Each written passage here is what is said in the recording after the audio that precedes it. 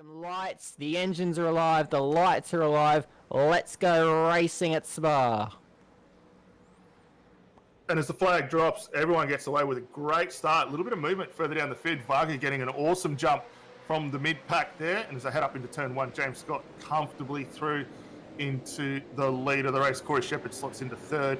Down in the back, we've got some contact between Varga and I think that might have been Henry King, or actually Jamie Dyke possibly in that one as well. But everyone else now back underway as they head up through Arouge and Radion for the first time. It's all single file between the guys here. And as we watch the guys work their way down onto the Camel Straight, it's a great start for everyone involved there. Still a couple of guys side by side. Let's look and see whether there's any runs down in towards Lacombe here for the first time. Corey Shepherd looking very, very racy, trying to put a move there on Jordan Ross.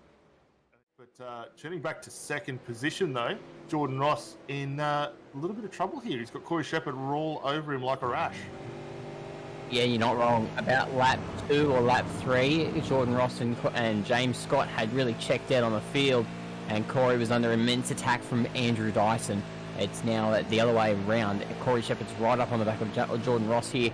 As you can see, just following dead straight in the line of that Mustang straight ahead. Corey Shepherd really needs to get this move done if he's got any chance of taking his bridesmaid's dress off tonight and wearing the gown. But he's going to, he's got a better exit, I would say, than Jordan Ross tonight. It's interesting to see how those Synergy Sim cars are getting off the corners.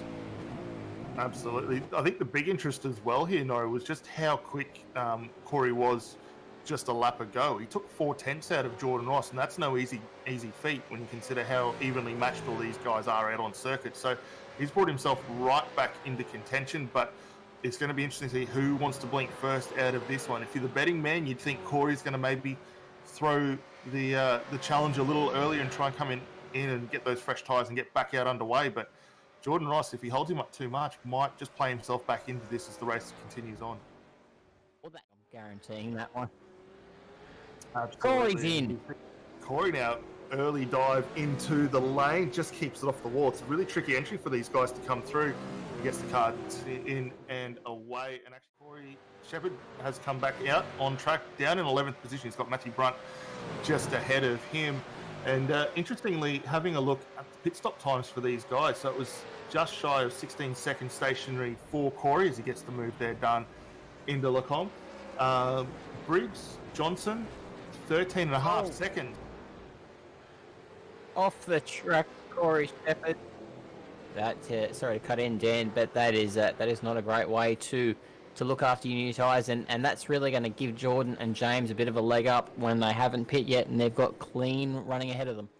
Loaded, you can see Shepherd knows he's next because he's blocking. He's taking the deep line right up against the white line. He's not going to let Jordan have a sniff of opportunity here.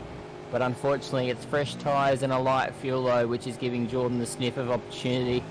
And he's looking at the back of Corey Shepherd's car. You're looking from the back at Jordan Ross, and you're going to see this move happen in real time because it's going to be right here. He's going to dart the nose to the left, and he's going to throw the car down the inside and make it through No Name, but they're going to keep running together as we are back on board with Corey Shepherd. And looking back at Jordan Ross, this battle seems to have reached an equilibrium. Jordan Ross won't have wanted it to end like this, and I can guarantee Corey Shepherd will have wanted it to end like this. Well, that's it. I mean, Corey's done a fantastic job here to hold off the fast-charging Jordan Ross there. I think he's kind of getting to that point now where the tyre advantage is not going to be quite as big as we see the guys work their way through Lacombe. We'll wait to see whether there is a change of position. There actually is. Jordan Ross now gets ahead up into third position. What's happened to Corey? He is falling down the field now into fourth position. So he's lost 2 positions as the guys work their way through. So we're going to duck back to this incident with Corey Shepherd to see how it unfolds. So he gets a little bit slow down there through Lacombe and takes the traditional racing line. And then it looks like maybe a net cut. I'd love to see it from on board there with Jordan Ross, but set him sideways into the dirt, and that allows both Jordan Ross and Adam Briggs to come through. Here's the onboard shot to see how this one unfolds. So he's right underneath there. Not quite close to get that move stuck, but did have the door open just a fraction. didn't hear a crunch, and well, I've got to say, great avoidance from Adam Briggs there. But I didn't hear a crunch. We'll see a bit more of a clearer picture this time by. There's a bit of a gap there, bit of a gap, not a bit of a gap. So that's going to be a Jordan Ross redressing to. Okay, so 143, Jordan Ross is going to have to redress that position.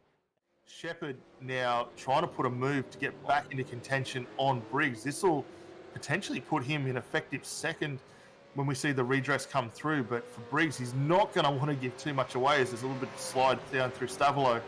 If there is a redress coming, he's going to want to stay high and dry here to get this move or retained and get the job done.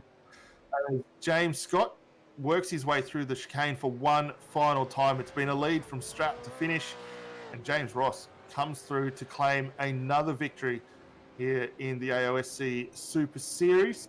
Briggs. Briggs has a moment there down into the chicane. Joining us in third position alongside Norrie is Corey Shepherd. Corey, it's third for now, but race control might change that as we go talking. Run us through your race and run us through your position on the contact. It's definitely an interesting race. It was good fun. Well, I had two kind of contacts. The one with Jordan, that looked like he was going to hit me anyway, whether there was net code or not. And the one with Adam, there wasn't too much overlap. So I just kind of took my line and he just got pushed over a little bit. But no, it was a good, fun race.